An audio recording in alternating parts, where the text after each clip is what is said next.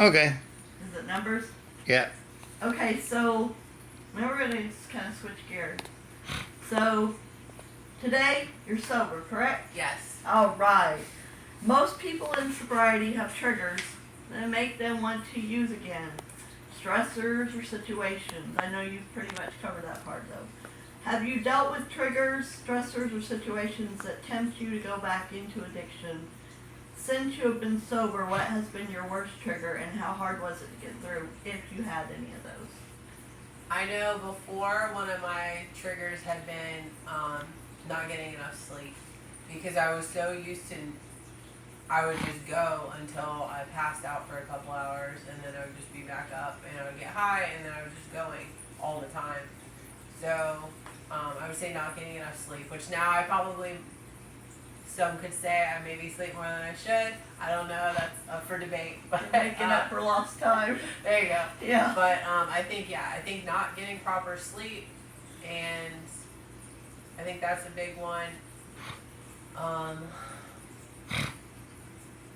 big trigger. The people that you talk to and the people that you put yourself around. At the beginning of my sobriety this time around, I would help people out and then, take them food, give them rides or whatever when I did get a vehicle finally. And then I'm like, it's phenomenal how much God has changed me because before, that is what has always sunk me. Because even though some of them are your friends to some extent, and it's hard to just completely turn your back on people, and especially when that's all you're used to, it's like, and I don't know, at least I don't want to be that person who gets sober and then just, you know what I mean, like turns their nose up at everybody, because that's not who I am. No, it's not. So, I still I try to keep a little bit of distance between people, but I still try to let them know that I'm willing to help them. If they want to go to church, I'll go get them. If they need clothes to go to church, I'll do that, something like that. But I think that it's really important that you not hang out with the people that you used with. That was one of my questions coming up. So what keeps you from going back, and what is your reality today that keeps you so grounded? And I'm waiting for this one. I know where you're going to hit on this one. Having my relationship back with my brother is huge. We live in the same neighborhood now, but I get to see my niece. We're pretty close now. Like literally before, when I first came back, she had no clue who I was. And it got to where when I was living at my brother's, she would climb out of her crib and she would come out and she would come wake me up, and it got, I got to spend a lot of time with her before I moved out of there. But that's huge. Being a part of the church is huge. The pastor letting me do the children's ministry is huge because I feel like that is God moving me into a position where when I do have a kid, I will be able to teach them the Bible and about Jesus and not have to rely on a Sunday school to teach them about God. That I will be able to do it myself, and you know what I mean? Right. So I think that's really important. You were raised in church? Yeah, I went to Christian school majority of my life. That's what I thought you said. I just wanted to verify. Yeah. So your Christian background, this wasn't in my notes, but your Christian background, how much did that change? Because I don't know what you were like when you were growing up in Christianity. Were you faithful to God, and did you fall away, or did you ever really have a relationship like you do with God today? No, I never really, I was always different. I know some of the people that I went to school with they were definitely more plugged in and had real working relationships with Jesus that I just never grasped for whatever reason. But, what was I going to say?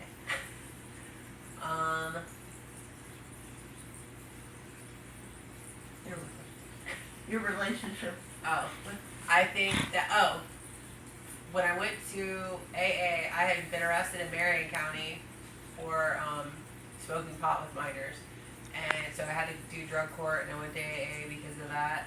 And that was the first time them presenting like not so much religion with just a bunch of rules. Like if you don't do this, this, and that, then God doesn't love you. That kind of thing. That was when I really started to reopen the idea of, you know what I mean, there is a God, and you know what I mean.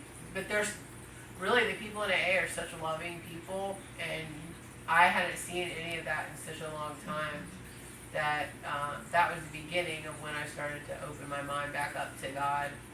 And then anytime I was in jail, which I know is traditional, but anytime I was in jail, I went to church, and I would do a lot of Bible reading. I did my little daily bread, and I tried to hang on to it when I got out. It just never stuck. So this relationship that you have with God is really a fresh one. Yes. It's from a whole different perspective. It's not the Christian faith that you knew as a kid, because you knew who God was. You didn't really have a relationship with Him when you were a kid, and then you went right into addiction, and then now you actually have a full functioning relationship with God instead of addiction. Yes. So, what have you, I didn't even have this in there. What did you learn the most about God when you finally realized that you wanted to ask Him into your heart and get a real relationship with Him? What was the first thing you realized about God that you did not think was true before from your experiences? I think I had turned my back so much on God, and I can see throughout different points in my life where God was always there. I mean, even with my parents dying, with my drinking, I mean, some of the situations that I put myself in drinking, I think were really worse than my drug addiction. Just, I mean, anything could have happened, and God protected me through all of that. You realized He really did love you. Yeah. And He really was there all the time. Yes. It's like the poem where when you only saw we saw both footprints, and then there was times where you didn't see one, and you thought God had left you, but He was just carrying you. I love that one. That one's so precious because it tells us a lot about God. He's carrying us even when we don't realize He's there. He's really right there. We're the ones that walked away. I've always heard this. I found God. Well, God was never lost. We were lost. So we didn't find God. We found us. Yeah. And we found us in the right place where we're supposed to be. I love that. It reminds me of the verse where it says he leaves the whole flock, the 99, to go look for the one. That's what really reverberates for me. Definitely. So you mentioned Alcoholics Anonymous. I used to go to Club Recovery. I don't know if you've been there. I've been there. I went They were with great people. Grace House. I went twice. I really liked it. Yeah. So you went to AA. You went to NA. I didn't really go to NA. Oh, okay. And AA, for those who don't know, is Alcoholics Anonymous. NA, for those who don't know, is Narcotics Anonymous. And then I was also in Al-Anon, and Al-Anon is for people who have been in relationships with addicts. So I've been on both ends. I was in the addiction, and then I was the enabler. And I went to Al-Anon. So you had mentioned that your family wasn't really into the drug scene, the alcohol scene, so you didn't really have a reason to go to Al-Anon. Did you do the 12 steps? And if so, how hard was that for you, especially the one about making amends? What's that, the 8th step, Yeah. I think? I think more than anything, the 4th step, where you have to take the personal inventory, was tricky. But, and I really did like AA, and I had the person that I was arrested with, my friend, his dad had been in AA for 19 years, and he's been sober ever since we got arrested back in whenever, it was 10 or 15 years ago, something like that. But, I really did like it. I think that their system is a pretty good plan. Honestly, what happened is I told one of the ladies in my drug court therapy class, I was like, if you could, because I didn't know. At the beginning, when I first got on drug court, I knew that they drug tested you, but I'd seen online that they had some kind of where they could test if you had drank in the last 3 days. So I didn't drink because I didn't want to violate it. Well, then one of the ladies in the group was like, "Oh, I go home and drink Crown Royal every night," and I'm like, "I really wish you had told me that." Because, and actually, that was when that fake weed had come out, so I was doing that also. So I always, if there was a way to get to a substance, I have always found it. Jenny found the way. Well, we're so glad you found the way out too. Yes, me too. Have you had to make a lot of amends, and did everyone accept your amendments? And did anybody turn your amendments away? Or is anyone still thinking about accepting your amends? I don't know that I've really. I mean, I've apologized to some people for some of my behavior, but I really feel like it's more of a long-term thing because it was such a long, especially with my brother, it was such a long time that I was not a good sister. I was never there. When our parents died, I didn't help him with anything. I mean, all I did was drink all the time. So it's gonna take a while. It's gonna take time, but I know that at least on the path that I'm on, I mean, it's been a year and 3 months now, so I'm making some headway, but I'm not rushing it. I don't expect him to, you know what I mean, come around, because you're talking about 15 years of damage. I don't expect him to get over that in a year. Exactly. And an important question about that, and I didn't write down either. Have you forgiven yourself? For real?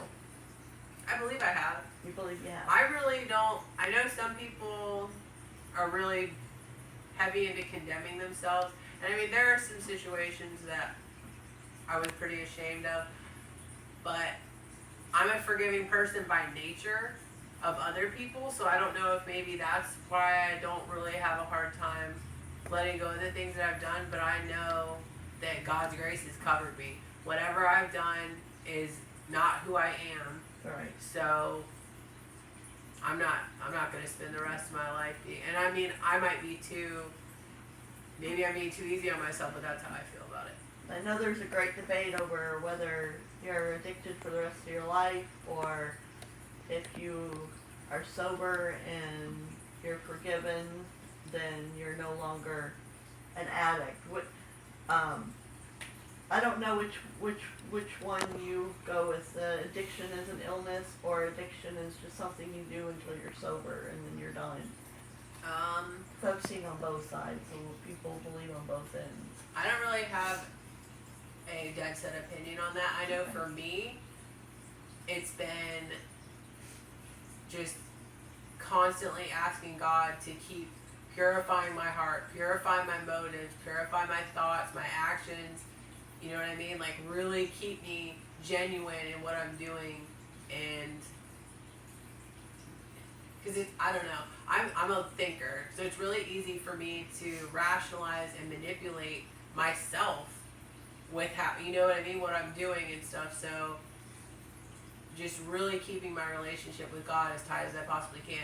And that hasn't been easy all the time either. I mean, there are things that aren't necessarily terrible, but that I truly do not believe that God wanted in my life, that I've had to, I mean, some of them I'm still struggling with, but that I'm slowly distancing myself from and having to make changes to get myself where I believe that God wants me. Exactly. Now that's another big question. They tell you in your in sober living, when you go to rehab and those things, when you go to the 12 steps, that you need to change your people, places, and things. Because the people that you were around who were in active addiction and still in active addiction can sometimes draw you back in. The places that you went to when you were in addiction, when you go back to those places, if you're not ready to be there, it can make your mind go to those places that you were at while you were there in addiction. It makes you want to kind of relive it. And the things that you did when you were in active addiction, those things, if you're not ready to face them, then you need to change your people, places, and things. So, have you been able to do this?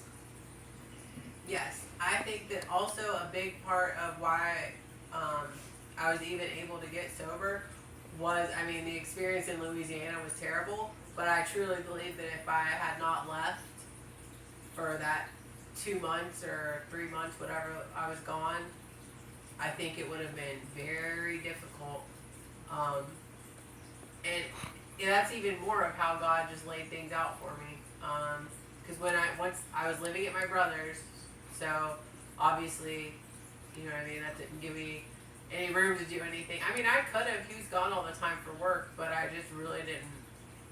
I really didn't want it. And then I lived in Denellen by myself, out away from everybody for 8 months, and now I'm back right in the same neighborhood that that I used to run around and do whatever in, and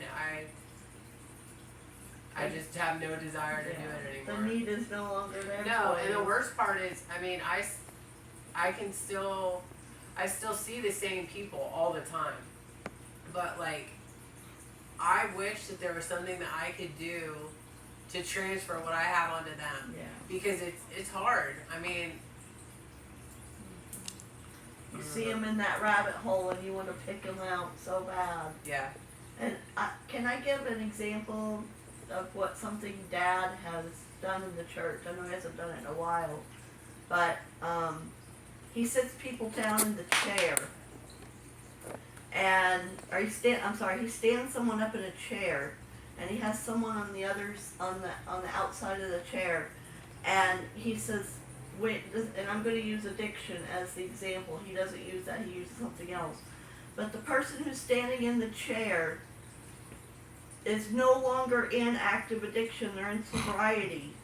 The person who's standing on the floor, they reach their arms up, and you cannot, from the top of the chair, you cannot pull them up to you, especially if they're not ready. You can't pull them up into the chair with you, but they can pull you down from that chair a lot quicker. So when you're standing in that chair, and someone is trying to pull you down back into the floor, into the addiction, it's easier than you to take them out. So you need to have God's guidance when you come to people to help them with their addiction, because, you know, on your road to sobriety, you've learned a lot of things that you see people need to do and you wish that they would do, and it's so hard that they don't seem to want to do it, but they want to, but they don't, but they want to, but they don't. The verse that really helped me with that, because that was always something that I really struggled with, was, like I said, I don't like turning my back on people. So I would try to help people, and I'm like, really, I'm just enabling them, and I'm putting myself in situations where, you know what I mean? At the beginning, I'm like, I don't know if my resistance is going to wear down, or something's going to happen at work, or who knows? Because you don't know what could trigger you. So to be playing with fire like that is just stupid. But where it says in the Bible not to cast your pearls before swine, that once I read that, I'm like, okay. And then so I looked it up and I'm like, what does that mean? And it's basically saying, don't waste your wisdom and throw it to something that could turn and attack you, because one, either they don't want to hear what you have to say, or whatever other reasons people have, you know what I mean? So that was kind of a part of where, that was the beginning of me really starting to kind of just take a step back. And that's the beginning of wisdom. When you start gathering the wisdom that you need to know the places you can go, and the people you can help, the ones that are ready, and the steps you can help them take, then you're using your wisdom. So you're gathering wisdom right now, and then when it comes time, God will place you in those places where you can use that wisdom. You need to make sure you're ready. Yeah. We all need to make sure we're ready before we try to go back into the bar and help people out, back into the streets and help people. We need to make sure as Christians that we're stable and that we're ready, and that God's placing us where He wants us to go and who He wants us to help. And we'll know just by the way things line up that it's of God, not of us, because that's a hard one. So How hard was this? How hard was this to do for you, where you were able to walk away from those who did drugs with you? Did you stay completely away from them? Which you kind of answered that several times. But No. do you want to add anything about that? No, I still struggle with that. I have the guy that I was dating that had got me pregnant. I still talk to. He's in jail. I still talk to him. Sometimes I send him money. I go back and forth with that. I've learned now to at least I pray over the money before I send it. I still pray for him all the time. I try because I don't want people to think that. I don't want people to think that they can't come to me Right. because I'm sober. Because I would never turn. I mean, I'm not gonna. I've learned now. I'm not gonna bend over backwards. I'm not gonna. You know what I mean? I'm not gonna burn my resources trying to help someone that is just taking advantage. Yeah. But Casting your pearl before them. yeah. Yeah. But I still struggle with that, and I always have. But I've gotten a lot stronger about it. My brother drove me crazy with that because he would constantly be like, "Just stay away from them. Just stay away." And I'm like, "It's not that easy for me." No. He's very cut and dry with things like that. I'm not. And when you're most of the time when you're a new Christian, even when you didn't have addiction or any of those things attached to you, even when you become a new Christian, just fresh out of the water, you want to go help save everybody. It's really hard to understand that not everybody's ready for that. Not everybody wants to hear it. And God's timing will always be perfect. And I've struggled with that. I'm a friend with someone now, and in the past, when I first was serious with God, I told her the name of her band was wrong and that it was evil, and that's why she was having so many problems and blah blah blah blah blah. And now I had to go, that turned her off. And now I actually have a friendship with her because, I've learned that sometimes we speak out as humans instead of waiting on God to direct us, and that's what we've got to learn. Even if we're just fresh out of the water as a Christian, not even with addiction, we've got to learn to let God guide us and give us the wisdom that it takes, and He'll show us. And you talked about your brother, that you're taking things slow with, and that was my next question. Was your family, are they better with you now? And you talked about. I mean, I know I post different things on Facebook, and we had a family reunion in October, so I've seen them. I don't know that they know really the depths of I know that they know. Obviously, I had a problem. I'm not sure they knew exactly what it was or what was going on. Nobody really delved too far into it, but I know I'm sure they can tell a difference. Yeah. And that was my last question before I ask you this one piece of advice is, do they accept you or do they still keep their distance from you? And no, I think they accept me. They accept you. Yeah, my family's awesome. That's great. Jenny, I appreciate you doing this. I want to ask you to leave just one or two or three, how many ever pieces of advice, but especially one advice that you could tell somebody who's going to watch this, who is in an active addiction or someone who's reaching out to get help, anyone out there who needs to know this. One piece of advice that you think that they need to get help, what would you say to them? It could be anything, not even about people that want help, just any piece of advice you have to offer those who are still in active addiction. I mean, God has made such a huge transformation in my life.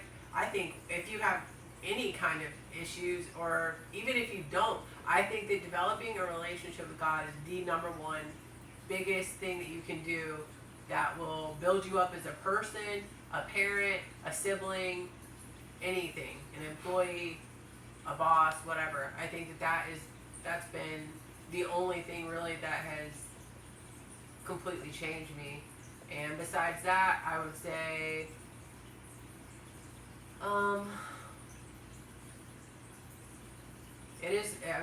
it's very hard. And if nothing else, even if you're not ready, I would say pray for it. Pray for it and thank God for it, that He is going to pull you out of that addiction. Absolutely. Have you been able to mentor anyone yet? Are you at that place? If someone asked you, Not would successfully. you? So if someone messaged you after they watched this and said, Jenny, would you be able to mentor me? Would you be able to? What would you be able to do for someone watching who needs your guidance? How far would you be able to mentor one? So, just say like, I can't, or I'm not ready, or I will, or message me, we'll talk. What would you say to someone who needs a mentor and they see your story and they want to know if they could reach out to you? Absolutely. I mean, like I said, I'll take someone to church. I'll talk to you on the phone. If you want to talk on Messenger or whatever, if you have something that you want to talk about or just things that you're going through, I will absolutely offer any advice that I can and try to guide you in the right direction. And do you have anything you want to add to your testimony, your story? Do you want to give actual testimony? Do you want to give a praise report? Do you want to ask for prayer for anything? And any last words that you'd like to say before we end the interview? I would say if you really just trust God and build your relationship with Him and remain, it's all about endurance. Stay faithful, don't give up, and just stick with it. And you would be so amazed. The job that I have now is a job that I was fired at a couple years ago. And now I'm doing pretty well there. And just God will restore